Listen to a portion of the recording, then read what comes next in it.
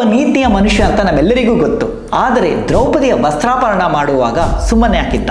ಹಸ್ತಿನಾಪುರದ ಆಸ್ಥಾನದಲ್ಲಿ ಒಂದು ಕಾಲದ ಹೆಮ್ಮೆಯ ರಾಜ್ಕುಮಾರಿಯಾಗಿದ್ದ ದ್ರೌಪದಿ ಈಗ ಅವಮಾನದ ಪರಿಸ್ಥಿತಿಯಲ್ಲಿದ್ದಾಳೆ.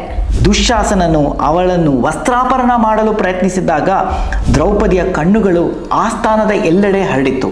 ದ್ರೌಪದಿ ಭೀಷ್ಮನ ನೋಡಿ, ಕುರುವನ ರಕ್ಷಕ ಭೀಷ್ಮ, ನೀನ್ ನನ್ನ ಈಗ ಕಾಪಾಡಲ್ವಾ ಅಂತ ಕೇಳಿದ್ಲು.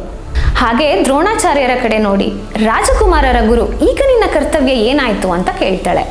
ನಂತರ ಯುಧಿಷ್ಠಿರನನ್ನು ನೋಡಿ, ಈಗ ನಿನಗೆ ಮಾತುಗಳಿಲ್ವಾ ಅಂತ ಹೇಳಿ ಅಲ್ಲಿರೋ ಎಲ್ಲಾ ಪುರುಷರನ್ನ ಮನವಿ ಮಾಡ್ಕೋತಾಳೆ. ಆದರೆ ಒಂದು ಹೆಸರು ಹೇಳದೆ ಉಳಿಯಿತು, ಅದು ಕರ್ಣ. ಕರ್ಣನು ತನ್ನ ಆಸನದ ತುದಿಯಲ್ಲಿ ಕುಳಿತು ತನ್ನ ಕತ್ತಿಯ ಮೇಲೆ ಕೈಯನ್ನು ಹೊಂದಿದ್ದನು. ದ್ರೌಪದಿಯ ತನ್ನ ಹೆಸರನ್ನು ಕರೆಯಲು ಅವನು ಕಾಯುತ್ತಿದ್ದನು. ಯಾಕೆ ದ್ರೌಪದಿ ಅವನ್ನ ಕರೆಯಲ್ಲ? ಅವಳು ಅವನನ್ನ ಸ್ವಯಂವರದಲ್ಲಿ ತಿರಸ್ಕರಿಸಿದ್ಲು ಅಂತನಾ? ಕರ್ಣ ದುರ್ಯೋಧನನ್ ಗೆಳೆಯ, ನಿಜವಾಗ್ಲೂ ನನ್ನ ಕಾಪಾಡ್ತಾನ ಅಂತನಾ? ಅಥವಾ ಅರ್ಜುನನ್ ಹೆಂಡತಿಯಾಗಿ ಶತ್ರುನ ನಂಬೋದು ಹೇಗೆ ಅಂತನಾ? ಆದರೆ ಕರ್ಣ ಎಲ್ಲವನ್ನೂ ಮರೆತು ದ್ರೌಪದಿಯ ಒಂದು ಸಹಾಯದ ಕರೆಗೆ ಕಾಯುತ್ತಿದ್ದನು. ಆದರೆ ಅದು ಎಂದಿಗೂ ಸಂಭವಿಸಿಲ್ಲ.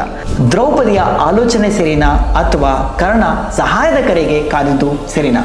ಕಮೆಂಟ್ ಮಾಡಿ. ಈ ಥರ ವಿಭಿನ್ನವಾದ ಕಥೆಗಳನ್ನು ಕೇಳಲು ಫಾಲೋ ಮಾಡಿ ಸಖತ್ ಕನ್ನಡಿಗ.